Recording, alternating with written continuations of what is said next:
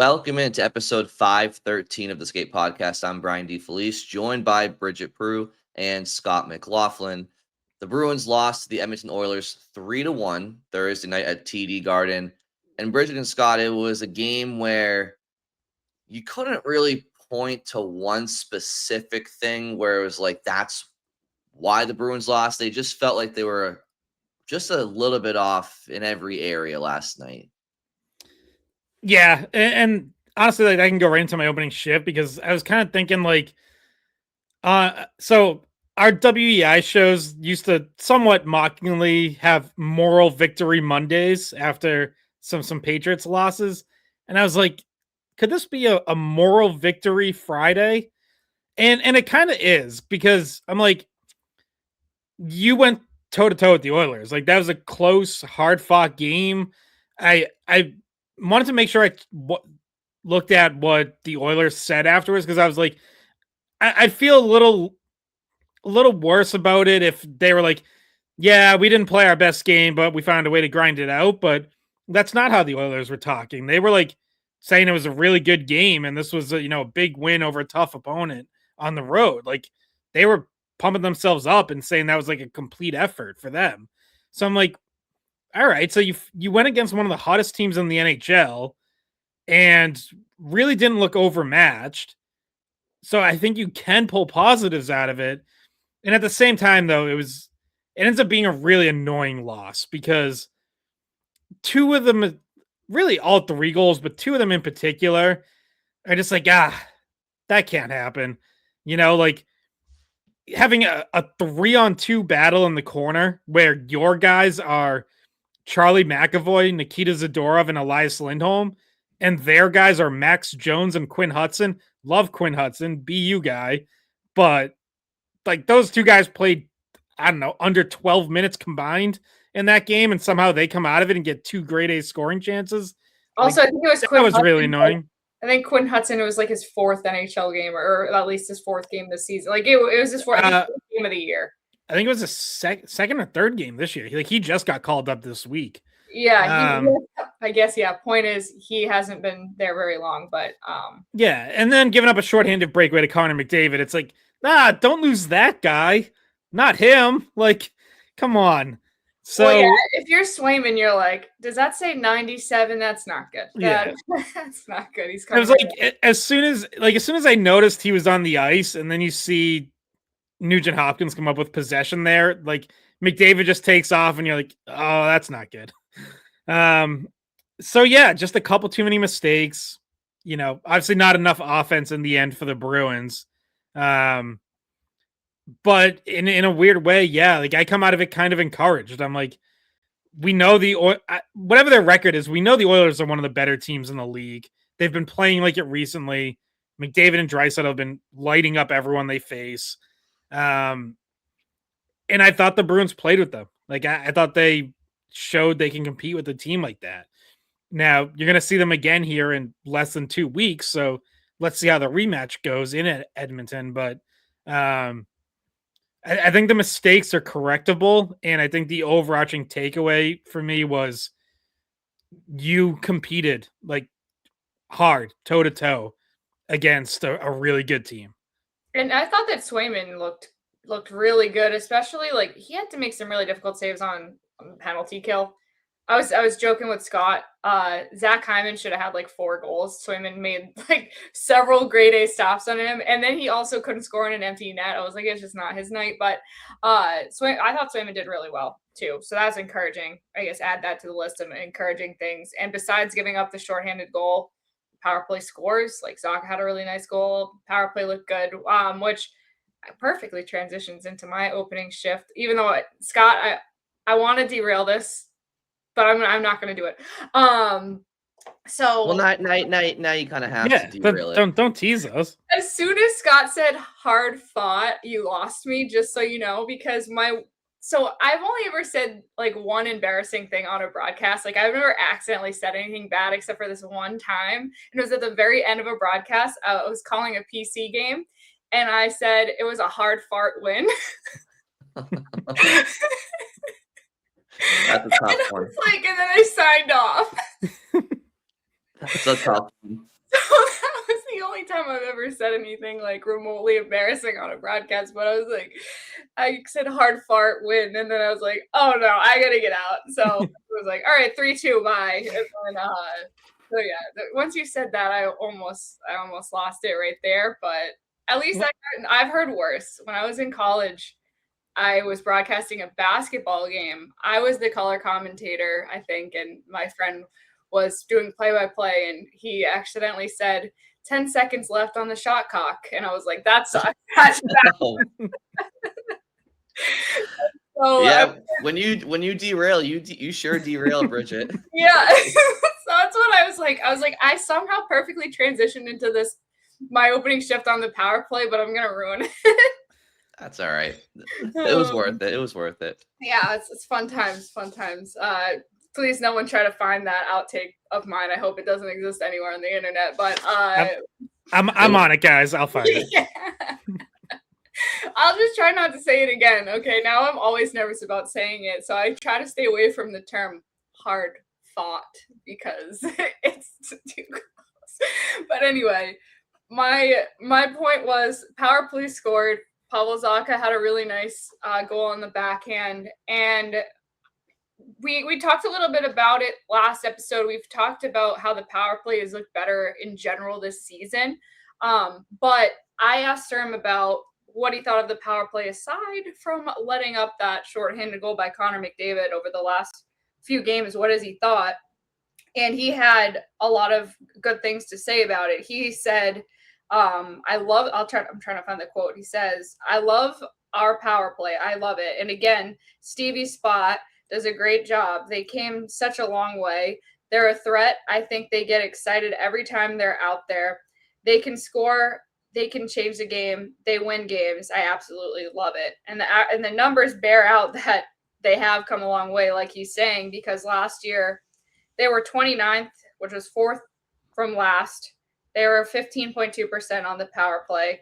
This year they're tied for fifth, and they're 25.5% on the power. Actually, this was going into the game because they hadn't updated the stats yet, but they're 10% better this year than last year on the power play. And not only did Sturm talk about how he thinks they're getting better and that they're effective, Pavel Zacha talked about it after the game too.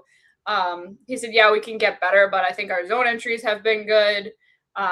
It just seems like they've made a lot of progress, and Steve Spot has gotten credit for that. He also, Sturm gave him credit for them being better at the face-offs. He said Steve Spot is the guy who helps work with face-offs too. So I think we very rarely talk about his impact on the team, but the coaching staff didn't just change head coaches, right? Like, it wasn't just Sturm in for Monty. It was also Steve Spot coming in as the guy who's supposed to fix their power play, and he has. Yeah, they're up to fourth in the NHL now, 25.7%. Only Dallas, Edmonton, Pittsburgh ahead of them.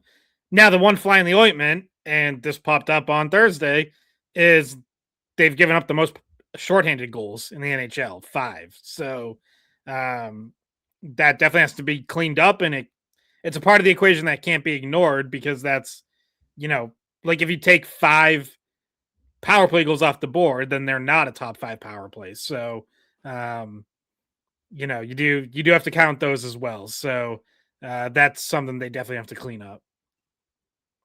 Yeah, and yesterday's shorthanded goal against really seemed like a pretty harmless play. The Oilers, Nugent Hopkins gets possession on the right wing boards in the D zone, and next thing you know, McDavid's on a breakaway. It just that sometimes when you're on the power play, you have a moment where the puck hops over the defenseman's stick who's quarterbacking, or someone gets a shot blocked and it goes the other way, or whatever, and you're like, you see why that happened, but last night just kind of there was no excuse for the way that they broke down there in the neutral zone, and it cost them the game. It was one of the reasons I mentioned off the top that there wasn't one specific reason that they lost. It just kind of seemed like a few different areas that Edmonton was better in. One of them was special teams. Obviously, Edmonton scores a power play goal of their own, and a shorthanded goal.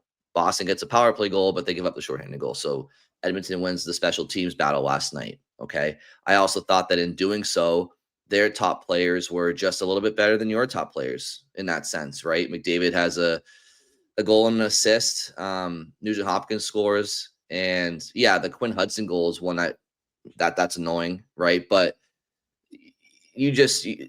their top players were better than your top players last night overall. And the Lindholm Zaka goal was great. Nice play in transition. Power plays have been great for the most part this year. But last night, I think they went one for three, maybe. Edmonton went 1 for 5. So again, stay out of the box. I listen, I'll be the first to say I didn't love the officiating last night. I'm not somebody who likes to spend too much time on officiating because I think that it's generally a nightly struggle throughout the league.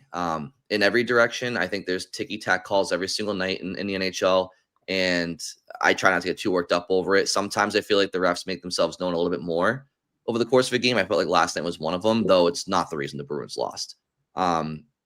And, the McDavid goes on a Bruins power play, as we just talked about, so tough to complain about that one. As far as the Bruins top players go, I'm going to be careful. I'm going to tread lightly here because David Pastrnak is one of my favorite players of all time. He's having an amazing season. What's he up to right now? 38 points. Is he 38? Is he over a point per game right now? He's 38 points in 30 games. In 30 games. So he's producing. He's got a ton of assists. But I was watching the game last night, and for some reason I wanted to look up his game log of late because I know he was injured for a bit, 5 or 6 games, and he's coming back from injury. But I found myself just thinking last night, boy, I haven't seen David score that much lately. Like, I know he had the big night in Winnipeg. So anyway, I went back and looked up his game log, and it turns out Winnipeg, he scored 2 goals. And that's the only game that he has scored in since November 15th. And again, I know he had the injury in the middle somewhere. But what did I tell you guys off the top? He has 2 goals in his last 11 games now. And one was an empty netter. And both goals came in the same game. So David has been scoring a ton of assists during the same time frame, and he's producing and all of that. He's a huge producer for them. We all know that. It's just worth noting that one of the top goal scorers in the world objectively is in a bit of a goal scoring slump right now. And so going forward, the Bruins are going to need him to kind of snap out of that, I think, to kind of, if they want to gain some separation. It's not going to be Geeky every night. It's not going to be Alex Steves. We've seen him drop off, right? David has to be that guy. I know Geeky's having a great year, great goal scoring year too. But you still want David to be producing goals at a similar clip as Geeky. Even if the assists are way up there, it's like he's a goal scorer too. So it's just worth mentioning. Yeah, I would say I generally don't have as much of an issue with it, other than last night felt he ends up with 1 shot on goal, 3 shot attempts last night. -2. Like that's a game where I want him shooting more. In general, if he's setting up more goals versus scoring them himself, I have no issue with that. And like, he still has 9 points in 5 games since returning from injury.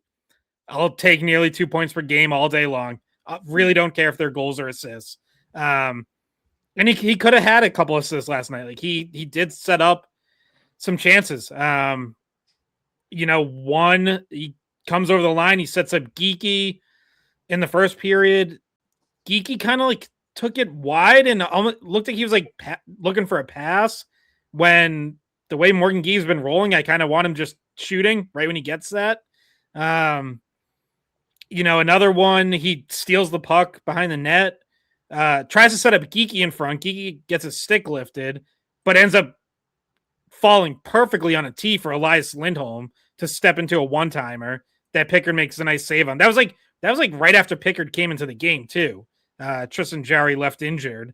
Yeah, on a Geeky shot, he tried to make a save on, like, Geeky blasted a one-timer. He tried to kind of lunge to try to get it with the glove and just, like, ended up sprawled out on the ice. I don't know if he hurt, like, his groin or something. It looked like a lower body. He just tweaked something trying to jump out a puck and then stayed in net for, like, until the next whistle, and then they switched him out, so.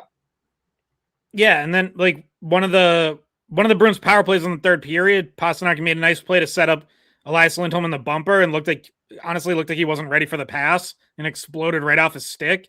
It's like, bro, it's a power play. Like, be ready for it. Like, you're standing there. That's David Pastrnak. He's going to find a way to get you the puck.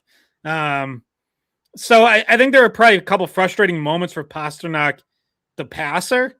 But yeah, this is still a game I want him to have more than one shot on goal. Like, that's not good enough ultimately. I thought he was going to have an incredible game when I saw him come out with the man bun. I was like, everybody look out. He's got the top knot going. And usually that's his, it's like a sign that he's got extra confidence that night. But like you mentioned, he was a -2 yesterday. So I thought for sure he'd have at least one goal. I was like, maybe a hat trick coming, but no. He also, by the way, like, he should have had them on a 5-on-3 late. He comes over the line. Bruins are on the power play. Pastrnak comes over the line, gets hooked, like, pretty blatantly. And there's no. We will get into the officials at some point because, like, honestly, I thought this was one of the probably 2 worst games I've seen this year. But like that was one of the worst ones where it's like, so what? So just because the Bruins are already on a power play and it's a close game, you're not going to give them a 5-on-3? It would have been like a minute and a half of a 5-on-3, and it's like. He hooked, like, if you don't want the Bruins to have a 5-on-3, then, like, I forget who the Oilers player was, like, don't hook David Pastrnak when he has the puck. It was baffling, but anyways. You asked Sturm about it too, which a lot of times we don't ask coaches about officiating because we don't want to get them in trouble. And they don't. That's not why I don't ask. It's not my job to get them to keep them out of trouble.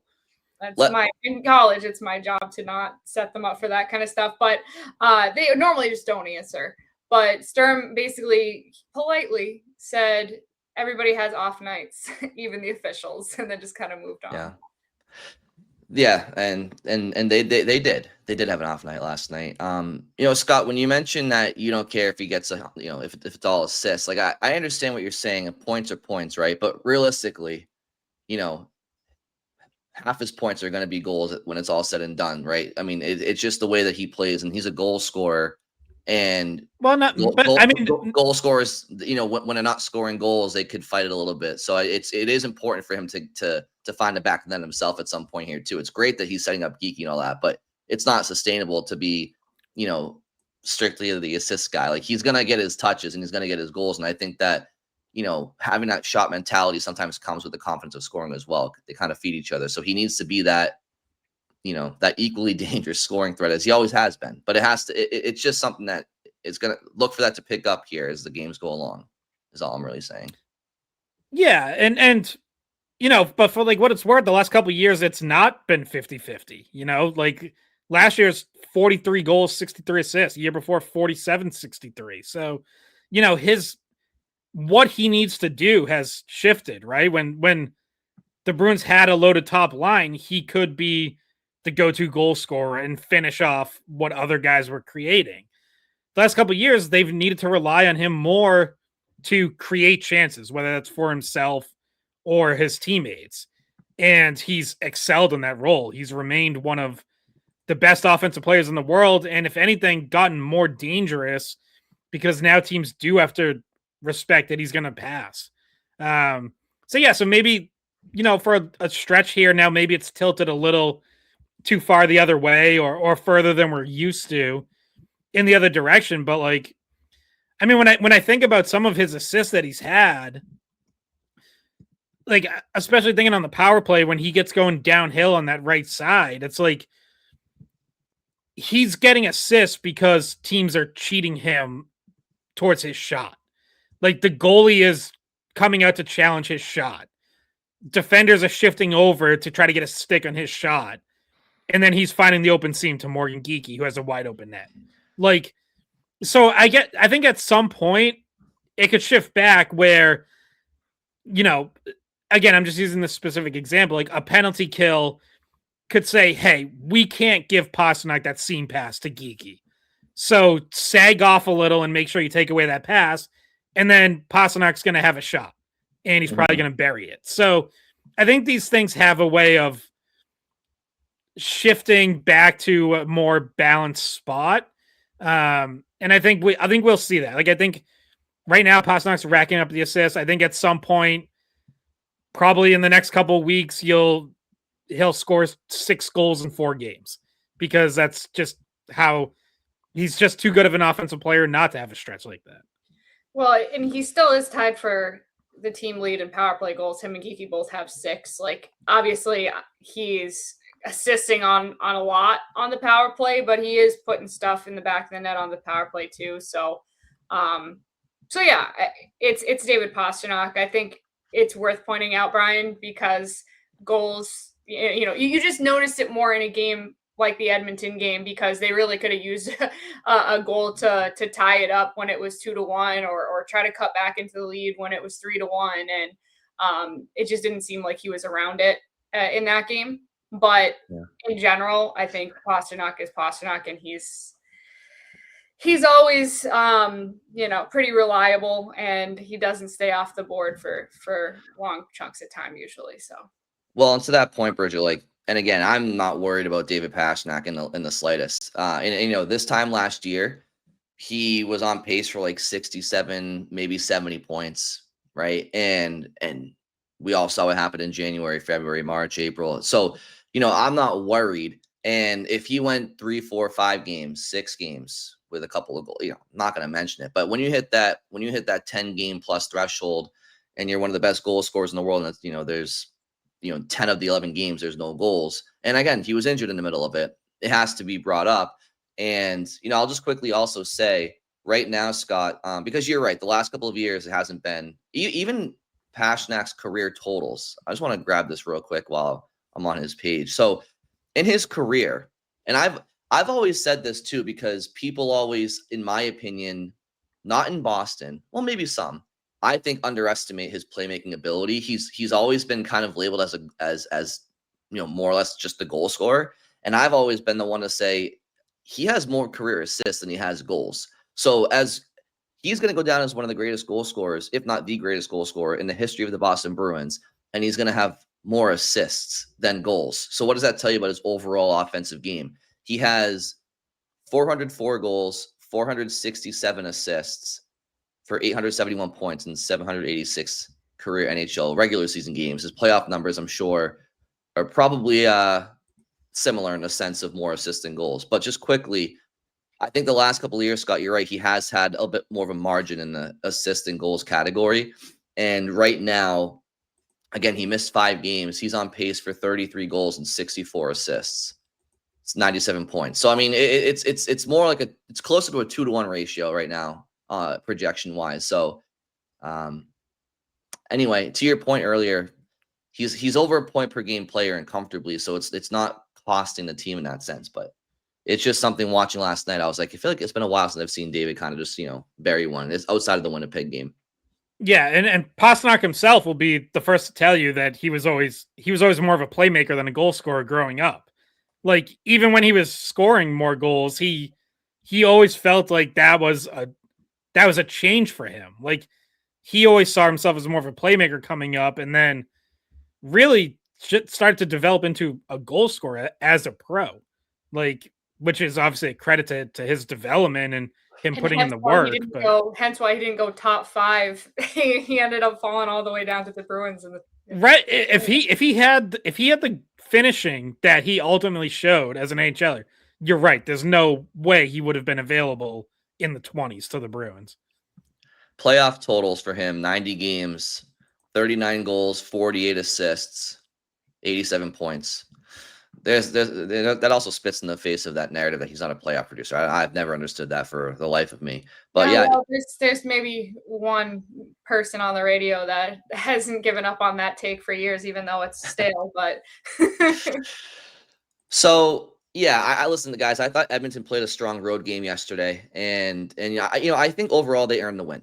Right. We'll talk. I'm sure, Scott, you mentioned we'll talk about the officiating at some point too, and maybe in more detail than we already have, but.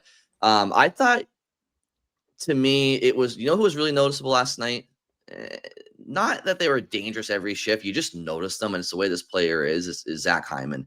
And he's a guy that's been out of their lineup for quite some time now. I think him going down last year really changed my opinion on their chances versus Florida. I mean, he's a huge heartbeat player for them, and that's crazy to say when you have Connor McDavid and Leon Draisaitl. Like, the ship is going to go as they steer it.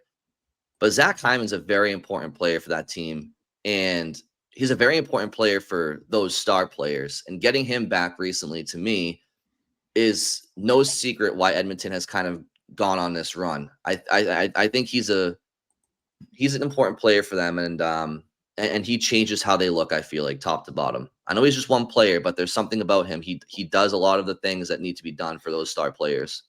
And he's on their top line. I mean, he's with Nugent Hopkins and McDavid, and then he's on their power play too. So he gets a lot of time. Yeah, he had a crucial flop in the third period. Real game changer that broke the Bruins' momentum. Now, listen. All right, two separate things here. So you're right about Hyman. Like, when we talk about guys like, Khusnutdinov or Steves, when they move up in the lineup and like they're those dogs, they're those puck hunters. Like, Zach Hyman plays that role. Like, he's that kind of guy who's like always on the puck, just always pressuring, always on the move. Like, he just pops up everywhere, it seems. So yes, he's a good, very important player. And also he had an absolutely embarrassing flop that the refs then made even worse by falling for, which is just unbelievable to me. Like, Mason Lohrei barely touches Hyman. Like, a bump to the back that happens 45 times a game. And Hyman launches himself into the boards, and the ref is looking right at it and falls for it. I'm just like, what are we doing? Like, how does that happen? That I thought there were a couple other calls that the Oilers maybe tried to sell, could have been called for embellishment, but were ultimately actual penalties. Mark Kastelik did get his stick in. Who was that in the first period? It was Trent Frederic. Like, Frederic might have sold that, but Kastelik's stick did get in his skates.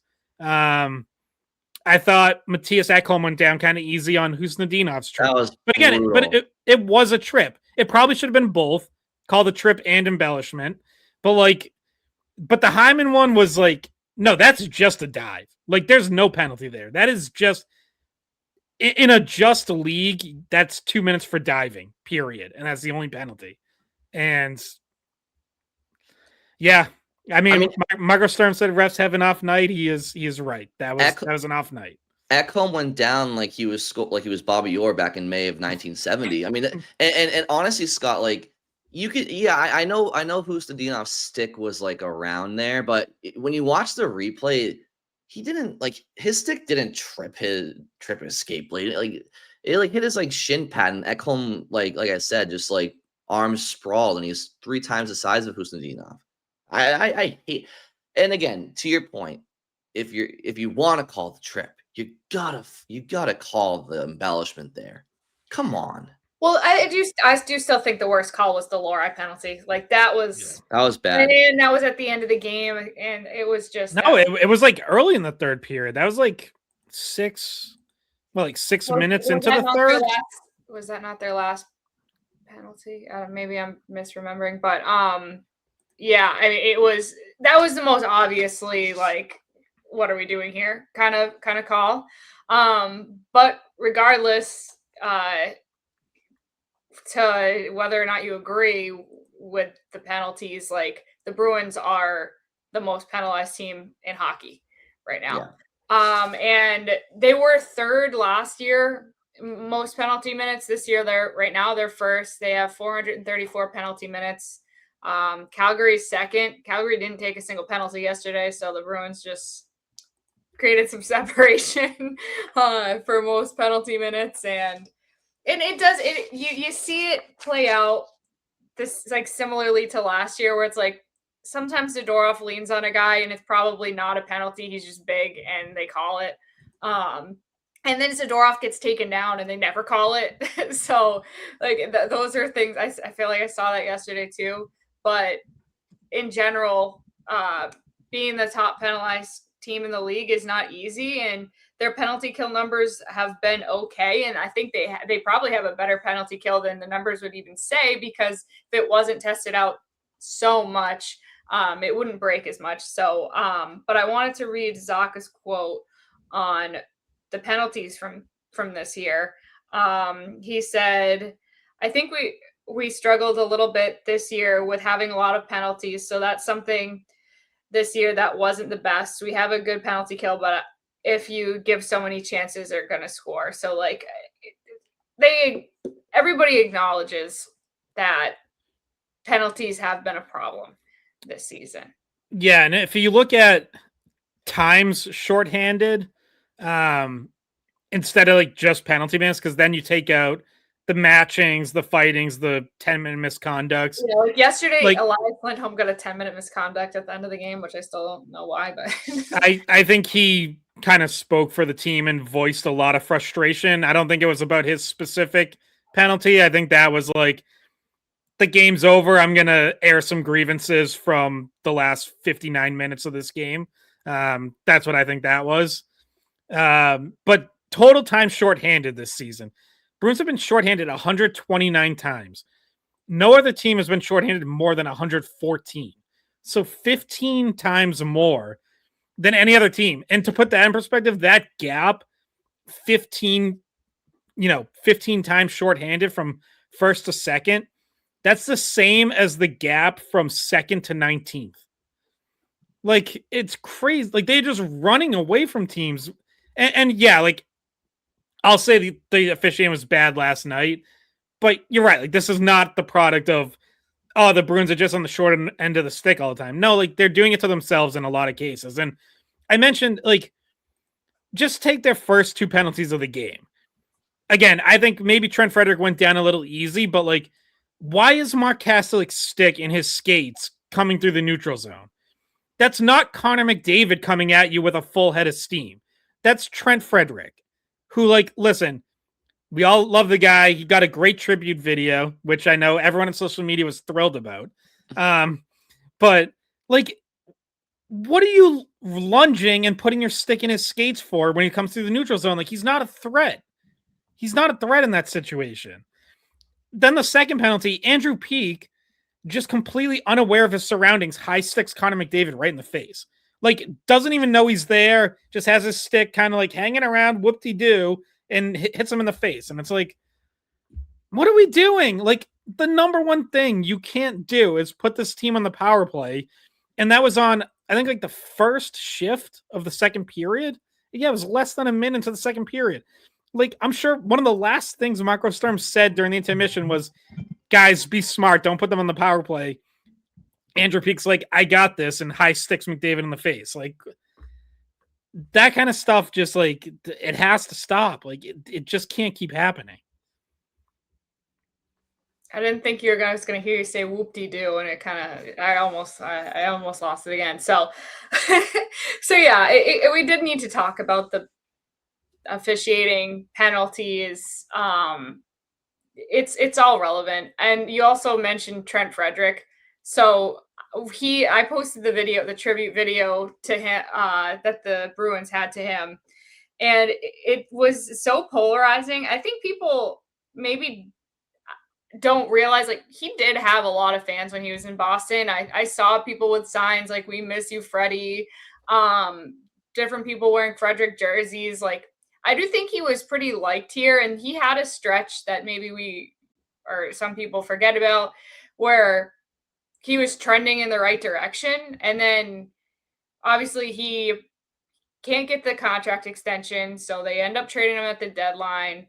And in Edmonton, it hasn't really worked out, right? Like, he did some good things for them in the playoffs last year when they got him. But this year, Yeah. He did a little bit. I mean, you want to know what? Wayne Gretzky said that he was going to score the game-winning goal in in the series, and Oilers were going to win. So, I mean, Wayne was all the way in on Frederic, so that's all you need to know. That seems to be paying off really well for Wayne Gretzky. But anyway, yeah, there's a rough take because he's now on the fourth line, probably going to be healthy scratched here soon. But it was really Oilers fans that I noticed in the comments that were like, "Hey, Freddie, watch that video over and over again and start trying to do that this season." And yeah, it's just someone says, "Wait, he can score." Honestly, not really. Like, no, not really. I mean, he had like one good year in Boston where he had like 18, 19 goals, and he had two. I mean, he did that back-to-back years. Okay. And yeah, they show him winning the 7th player award because he. But here's the thing. Here's the overarching thing, though, and like we're beating a dead horse a little bit because we've talked about he doesn't need a tribute video. Like a quick thank you is fine. Trent Frederic doesn't need a tribute video. Like this is kind of like example A of like we've gone too far with just giving these to everyone who comes back. Like, yeah, I know Trent Frederic spent a lot of time here, but to Brian said 1 season. I'll say 2 seasons. I think he had 2 good seasons. How many years did he play in Otherwise, Boston? it's like 6, 5, 6. What? Yeah. Did he crack 50 goals as a Bruin in 6 even years? more. So parts of 7 seasons. Really, yeah, like 5 full seasons. He had 4 goals in his first, his first 3 seasons were partial seasons. He had up until 21-22, he had 4 goals. He cracked into the league in 18. Then he had 8 goals in 21-22, so now it's up to 12 goals. He had 12 goals heading into that records-breaking season for the Bruins, where he had 17 goals and then 18 goals, won the 7th player award, had 8 goals in nearly 60 games last year for the Bruins. He's got 2 goals for the Oilers in the last 36. I mean, he was a good teammate. Like I know why fans liked him. Well liked. I know why fans liked him because he's nice in warm-ups and takes pictures. He's good with the fans. He's a good teammate. All those things. Very likable person. But if we're talking accolades, I mean, whatever. Honestly, to me, Trent Frederic's not really the story last night. I mean, it's part of it. Everyone should get a tribute video. Everyone. Yeah. Well, did Max Jones get one? No, he didn't. That was Scott's joke before the game. What about Quinn Hudson? Like, you could put his BU highlights up there. Welcome him back to Boston. Yeah. Guys, as far as the officiating goes, look, at the end of the day, I share your frustrations. I really do. But it's difficult to really, and no one's saying that it's the reason that they lost, but at the end of the day, it's like, they gave up a shorthanded goal. Like, they're on the power play, and McDavid gives you the backbreaker. It's 3-1 now. So it's like, and that's early in the third period. You have a chance to tie the game. So as much as I hate the calls that did happen against the Bruins, those ones actually didn't end up costing them. Well, the Frederic one did, but that was actually a penalty. Like, as far as like the ticky-tack calls, none of them really ended up costing them outside of time off the clock and offensive rhythm for your top players not being out there. But it's like, it sucks that they give up that shorthanded goal because we can't even sit here and like really bash the refs because the backbreaker was on a Bruins power play. Yeah, I mean the time matters, especially when like the two worst calls were in the third period, right? No, so yeah, it's like sure. It's like that's now 4 minutes. You had what? So after Edmonton made it 3-1, you had 18 minutes to try to get 2 goals, and the rest took 4 minutes off the clock. Like, no, so it does matter. It does, but it's not the reason they lost. I mean, ultimately, correct. That's ultimately correct. And I will say too, I also didn't like the Edmonton power play goal that they did score. Like, I know it's Connor McDavid, and it's a great pass, and he's going to make plays. But like, the Bruins were in position, and Sean Corelli was right there on Nugent Hopkins, and either didn't see him coming until it was too late, was kind of turned, but like didn't get a stick on the pass, and also didn't tie up Nugent Hopkins' stick. And it's like, he's there, you're in position, like you got to do one or the other. Like you can't just get beat to the post and have Nugent Hopkins tap it in. So, which kind of comes back to my overall. I think as we've been talking, coming in, I was like, I'm kind of split between this being like moral victory. I feel kind of good about it. And like, this is just really annoying. And now the more we talk, I'm just really annoyed because I'm like, that goal was annoying because you were positionally like in the right place. Just didn't make a play. The shorthanded goal, again, we've been over it. Like, you just can't give away a breakaway to Connor McDavid. The 5-on-5 goal, Quinn Hudson's goal. It's like, I really liked the way the Bruins played 5-on-5. And if you look at like how they matched up, Sturm went Zaka line and Zadorov McAvoy against Connor McDavid. Want to guess how many shots Connor McDavid had at 5-on-5 last night? 1. Zero. Not a single one. Held him without a shot on goal at even strength. Bruins went top line and Lindholm peak against Leon Draisaitl's line. Draisaitl had 1 shot at 5-on-5. So like we talk about, Pastrnak was too quiet, having only 1 shot. Those guys got nothing at 5-on-5. And like, you will take that all day long. If your top 6 plays those 2 lines centered by McDavid and Draisaitl to a draw, like now we think Bruins depth is a strength, right? So, all right, go depend on your depth to break through then. And if you look at it on paper, I will take the Bruins bottom 6 over Edmonton's bottom 6. I don't like Edmonton's bottom 6, quite frankly, at all. But their bottom 6 is the one that makes a play. That one play that leads to the Quinn Hudson goal. So again, like that's why it feels so annoying. It's like you would take that setup. If you told Marco Sturm your top 6 is gonna play their top 6 to a draw, I think you like your chances in that game. At 5-on-5, I mean, obviously. Yeah, I mean, and it just didn't play out that way. Like you didn't have an offensive breakthrough anywhere, and they made more happen on special teams. Yeah, and just thinking back to what the Bruins bottom 6 did, they didn't.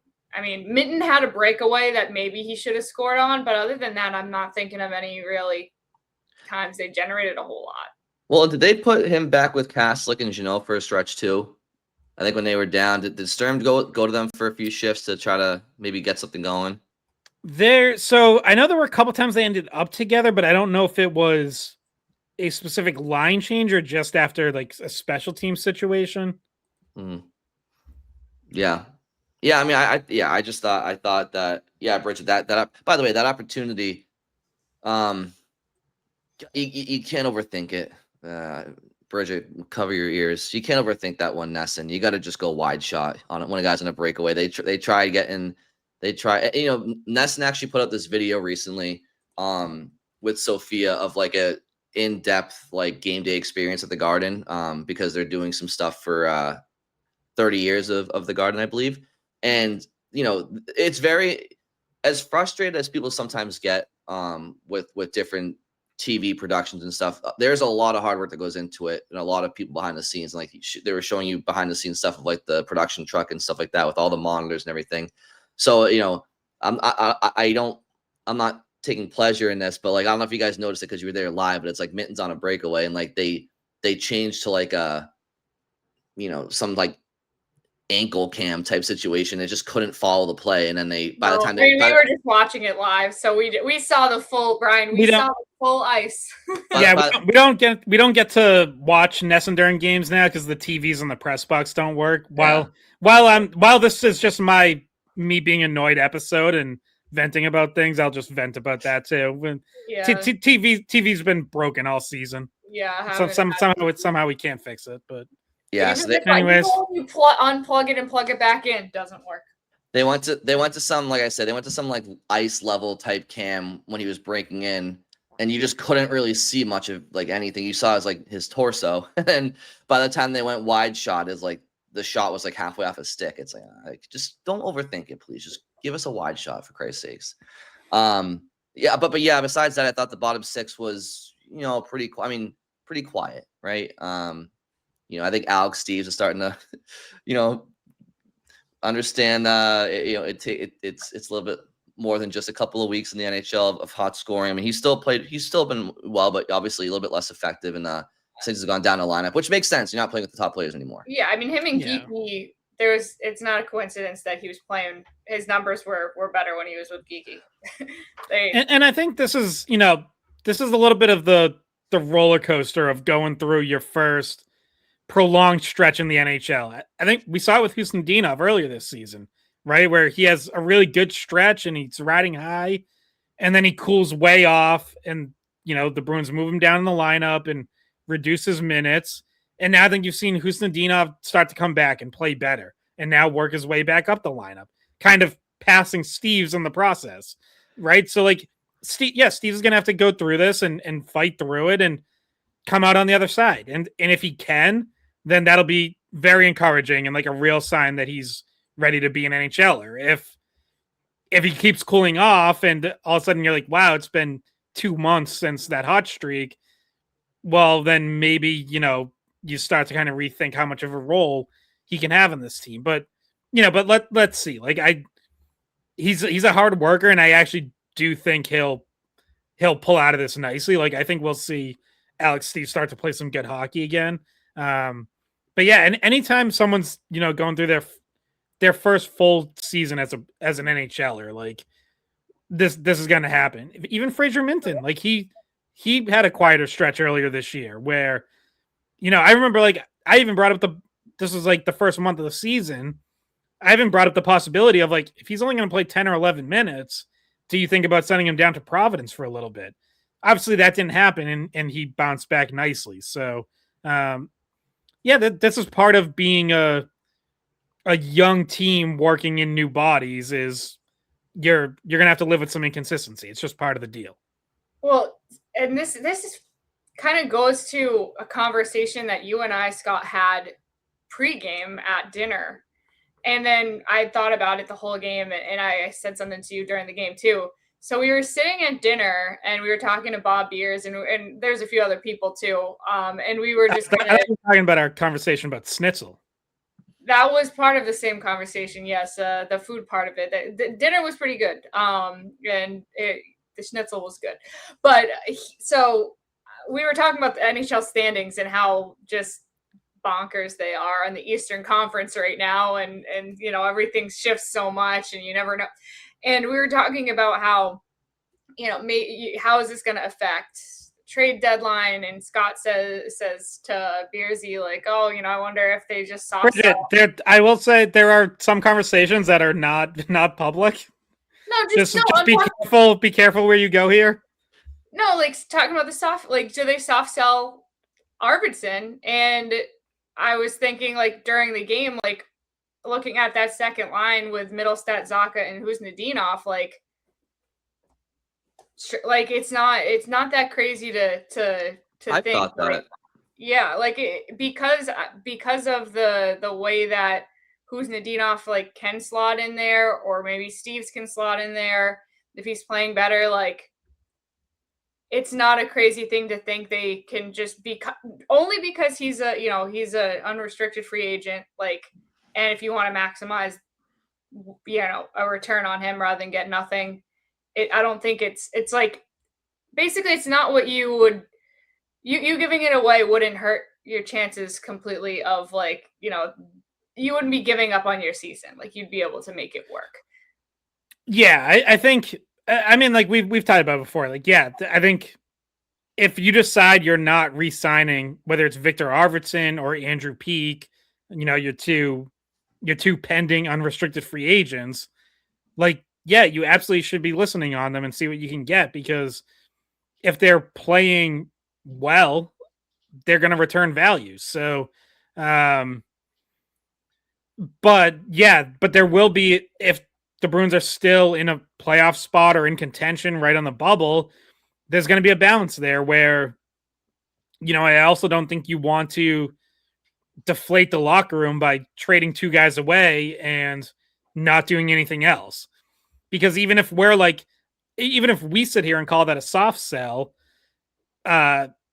great 80s one-hit wonder, by the way, their players are going to look at that as like, why did we just trade two guys away when we're 8th in the conference? So do you then try to look for someone to add with term? Like, how do you kind of strike that balance? It a long ways to go, obviously, between now and then, but the Bruins and a lot of other teams are going to be in really interesting spots.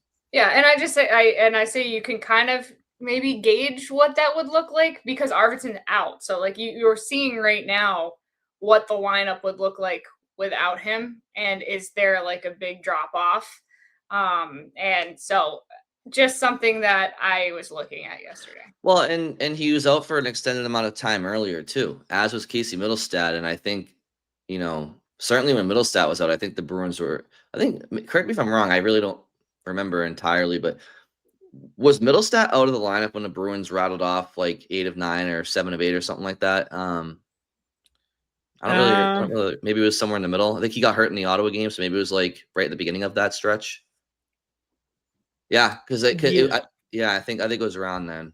But I think he was in for. I think he was in for some of that winning. I don't know. It's all blurring. There's been so many injuries. It all kind of blurs together for me at this point. I know Lindholm was out for a while too. Both Lindholms actually. I think the overall point though that Bridget you're making is, the Bruins. There's a couple of players in particular where we've seen them without them because they've been injured. They're new to the roster, relatively speaking, anyway, and subbing them out for somebody internally wouldn't jeopardize their playoff chances because we've seen that they've played without certain players. And then Scott, to your point, I think there's some validity there as well, which is, upsetting a locker room, which, part of me is like, you all know it's a business. Like it is what it is. Like get over it. Middlestat or Arvidsson aren't they aren't long tenured teammates in Boston, but it still exists. They're still people. Yeah, I guess we'll see how it all plays out. I'm sure, honestly, guys, it'll work itself out naturally. I think Arvidsson might be tougher to move, honestly, if he keeps being hurt like this, because teams are going to be like, well, we can't depend on him being healthy. So if they do trade for him, it might be for something pennies on the dollar anyway. Middlestat's an interesting one. I'm curious about him because long term, I'm still kind of like, I don't know if like there's a long term fit for him in Boston, but we'll see how it plays out. Yeah, I think I'm like, but also, he's playing well. He's 27, just turned 27. He's signed for next year. Like,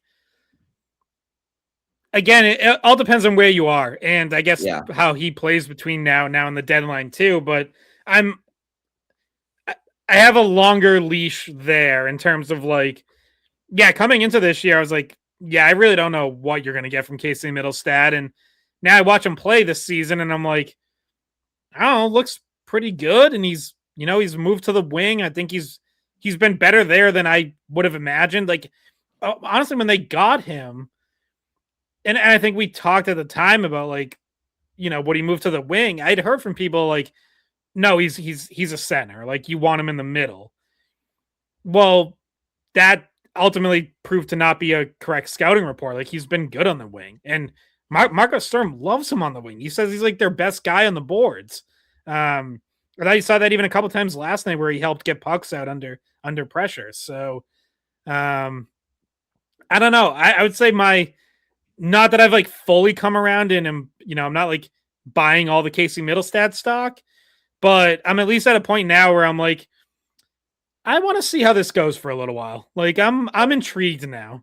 And he's also not in the last year of his contract. So he's not like he still has another year after this. So which could be helpful though if trying to a team acquiring him. But yes.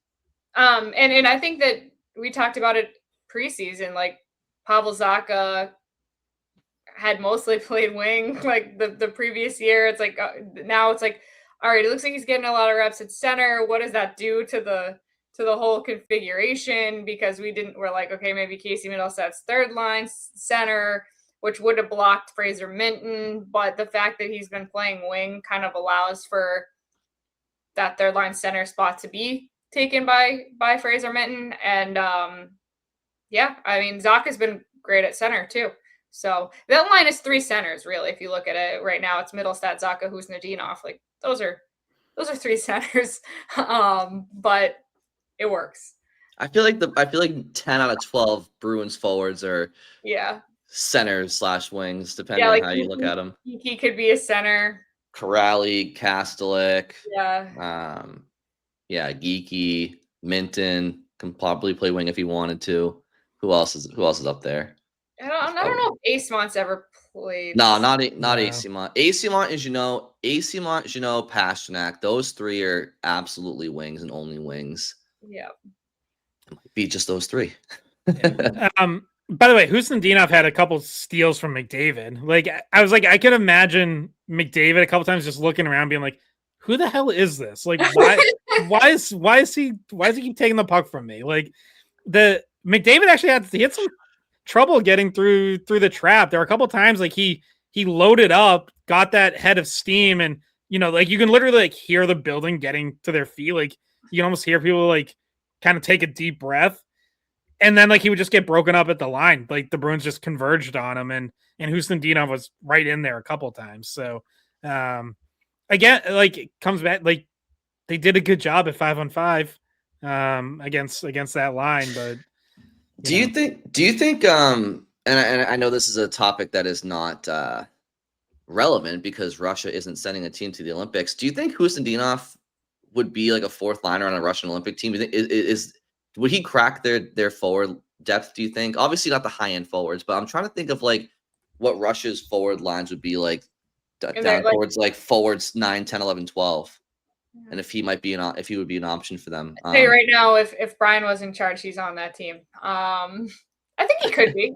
I think if anybody's in charge, that's why I bring it up. I just found so Matt Larkin at Daily Faceoff did a projected Russia team if they were sending a team. No Khusnutdinov, and honestly, looking at this list of forwards, that makes sense. This team is pretty loaded. Now, I will say, like, not loaded up the middle, not very good at center. Like a shocking weakness given how good Russia's been at center for, going back to really forever until recently. But the centers he has is Evgeny Malkin, Pavel Buchnevich, who's, probably more of a wing than a center, Ivan Barbashev and Evgeny Kuznetsov. But the wings are absolutely loaded. Like he's got Valery Nichushkin and Kirill Marchenko on the third line. Matvey Michkov and Ivan Demidov as like extra forwards. Like it's just yeah. Silly, silly wing depth. This is like a weird. By the way, like we haven't had to talk about it because Russia hasn't played international hockey in forever, but. Like a weird fallout of Alex Ovechkin being the national hero for so long is like every Russian kid wants to be a scoring wing and they don't have like any centers anymore. It's like, it's weird. Can you read off those lines, Scott? I'm just curious. Okay. So how recent was this article? This was December 4th. So 2 weeks ago. Wow. Okay. Top line, Alex Ovechkin, Evgeny Malkin, Nikita Kucherov. Second line, Artemi Panarin, Pavel Buchnevich, Kirill Kaprizov. Damn. Third line, Valery Nichushkin, Ivan Barbashev, Kirill Marchenko. Fourth line, Nikita Gusev, Evgeny Kuznetsov, Andrei Svechnikov. And then Matvey Michkov and Ivan Demidov as extra forwards. Is Kuznetsov in the KHL right now? I believe so. Yeah, I think that's where he went. Nikita Zadorov on the team. He's on. He would be there. Would he be a top pair guy for them? So this is two guys. So Matt Larkin and Steven Ellis did this, and they have Zadorov as on the fourth pair as an extra defenseman. No way. So Sergachev, Mikhail Sergachev, Artem Zub. All right. So here's when I would argue it: Dmitry Orlov and Ivan Provorov in the second pair. I would have Zadorov over both of them. Yeah. I don't pretend to watch Zub every night either, but I mean, is there an argument? I like him. He's solid. Yeah, but over Zadorov, I mean, yeah, true. Okay. And I mean, like, and they have like Vladislav Gavrikov in the third pair, who I think would be top 4. Like, he's good. Zadorov would he'd be in their top 6. There's no doubt about it. Certainly not an extra defenseman.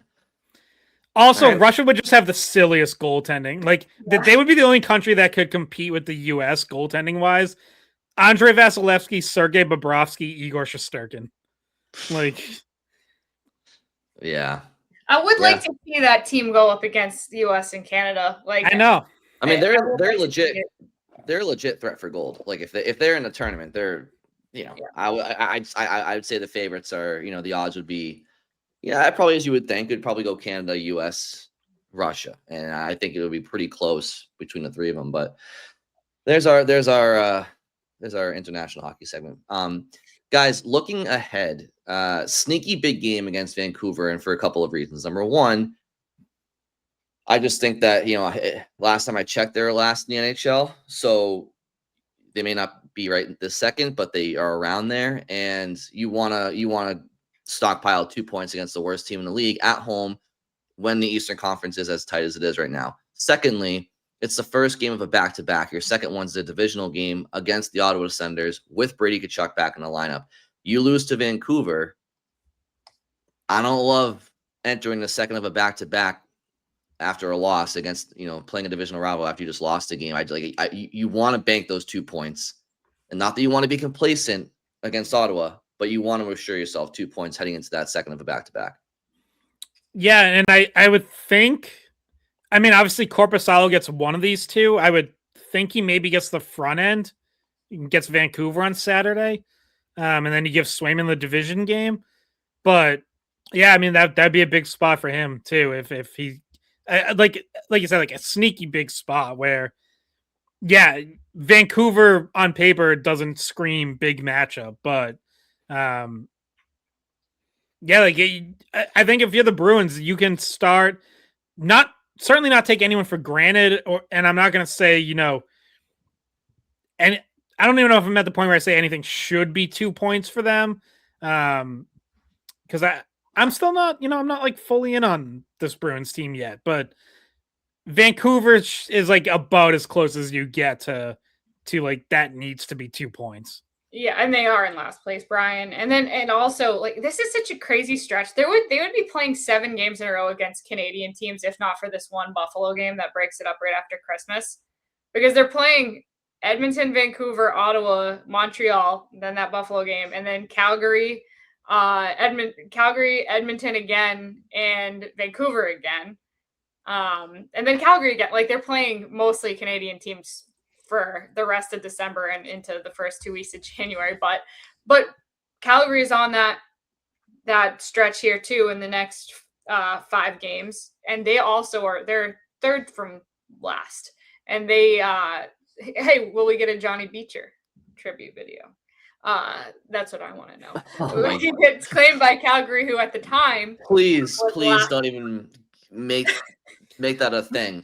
Bridget, you know what that is going to be, though? That's going to be 8 straight games with 2 national anthems, because Buffalo plays both for every home game anyways, even when they face U.S. teams. So. And also, I should mention that Calgary, the first of the Calgary games is on the road, so we won't know until January whether or not Johnny Beecher gets a.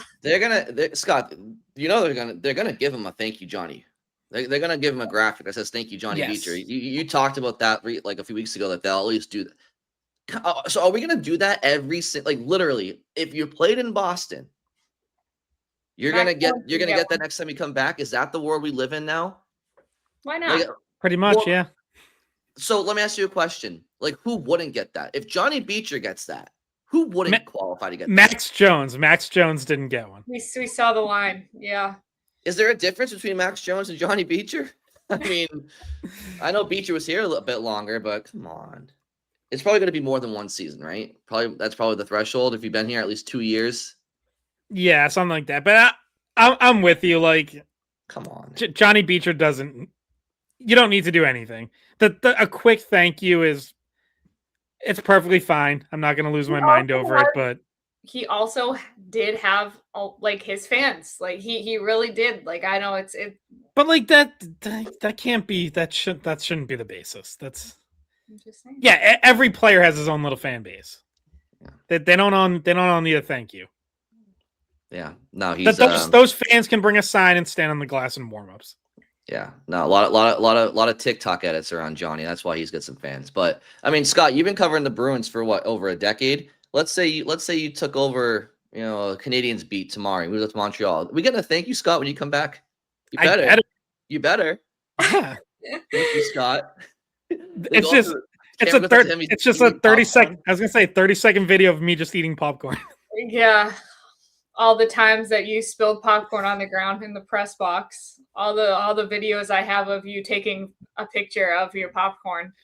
Well, listen, the scooper scoops like a wider swath of popcorn that can fit in the little thin box.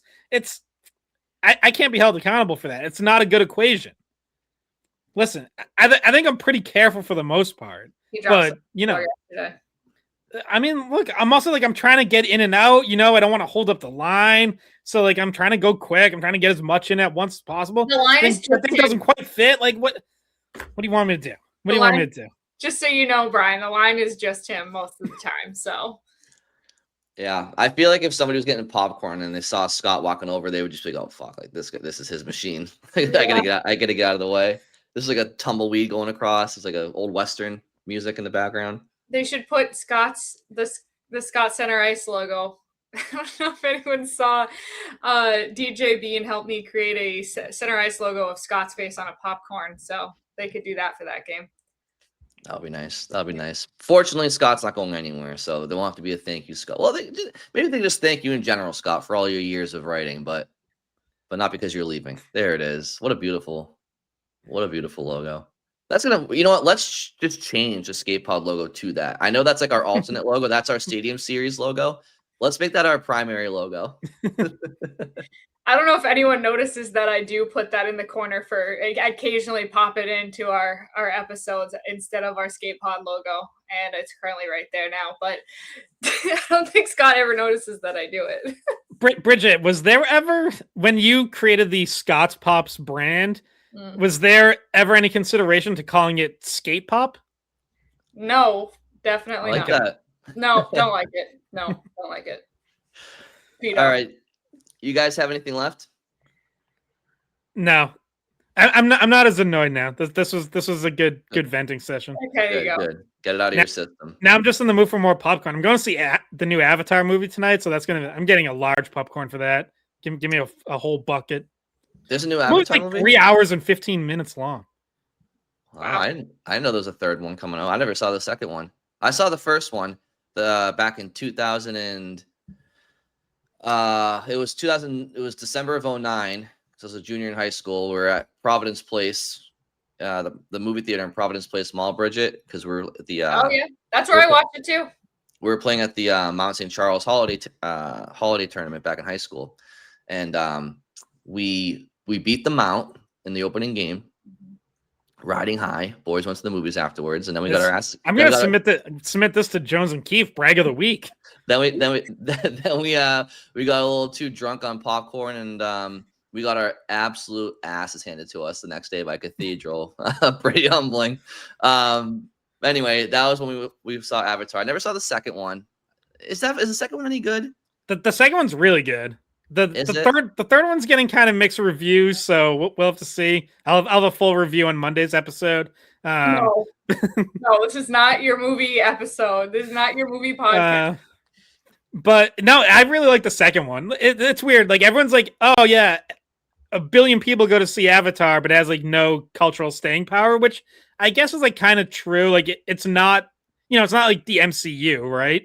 But I don't know that the movies just look awesome. I'm like, yeah, I'm cool with just like sitting in this theater for 3 hours and watching this, incredible visual product. Like, sure. Go ahead. I'm like, sure, as long as the story is like decent, that's fine with me. I don't need this to be like The Godfather. Like, it's fine. What's your theater of choice? I bounce around, but so the closest one to me is either the AMC in Tingsboro or the Showcase in Lowell. But this one I'll go to IMAX for. Like, you gotta see Avatar on the biggest screen possible. So is that Jordan's Reading? I'll go to Methuen. There's an IMAX theater in Methuen?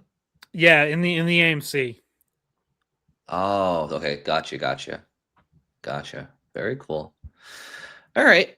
Well, that's Scott. You should be a co-host on #Dork. That's what I think. Oh yeah. You should at least be a revolving guest. Have you ever asked Keith? No, I haven't. I don't ask to go on people's pods. Like if they want to invite me, they can. But Bridget, you and I let's throw a DM over to Keith and be like, we'll make it happen. We'll make it happen. We'll bribe him, Scott. We'll get you there. I want to hear. I was listening to I think they did their top 10 movies of the year the other day, and then there's a good amount of overlap. Like Keith definitely leans more, he's definitely like more into the superhero movies than like I am. But like he had Sinners and One Battle After Another up there. I think those might have been his top two. Those are probably my top two of the year. So yeah, I would have One Battle After Another one. Incredible movie.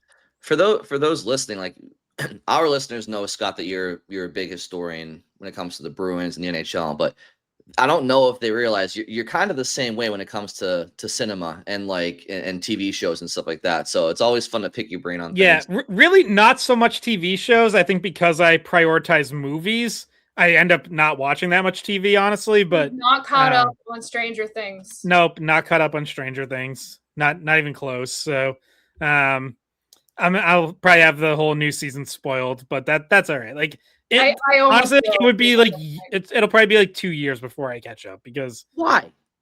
I don't know. It doesn't take that long. It doesn't. I just don't listen.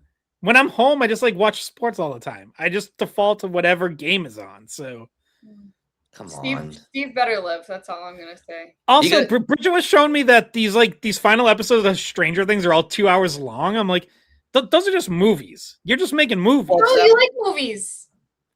Right, but like they shouldn't be TV show. Like a TV show shouldn't be like 5 movies. Well, speaking of movies, I think the finale, which if you don't have any plans on New Year's Eve, Scott, is on New Year's Eve, is going to be in theaters, select theaters. The Bruins play on New Year's Eve. They're in Edmonton. That's the rematch. Oh, okay. Oh, Brian, it's going to be a hard choice. Oh, no, it's not. I'm watching Stranger Things. Yeah. Absolutely not. I'll catch the Bruins the next day. we won't be doing a podcast on New Year's Day, I don't think. No. No, I'm going to be on radio on New Year's Day. Oh, you know what? I'll plug this again next week too, but I'm on radio the 26th, 27th, and January 1st. EEI? They're really scraping the bottom of the barrel, bottom of the bench. Little fill-in. Hungover Scott incoming on December 26th and January 1st. Hell yeah. Why is there popcorn butter all over the microphones? Oh, McLaughlin was in earlier filling in. Oh, yep. That makes sense. Mm-hmm. All right. We can get the show on the road here. So enjoy Bruins, Canucks, and Bruins Senators over the weekend. We'll be back Monday to discuss all of that. Have a good weekend. Hey guys, thanks for watching the Skate Podcast. If you want to see more of our videos, visit our playlist. Not in front of a screen? You can listen to us on Spotify, Apple Podcasts, or wherever you get your podcasts. Don't forget to follow us on social media. And if you enjoyed this video, please don't forget to give us a thumbs up, subscribe to our channel, and leave a comment.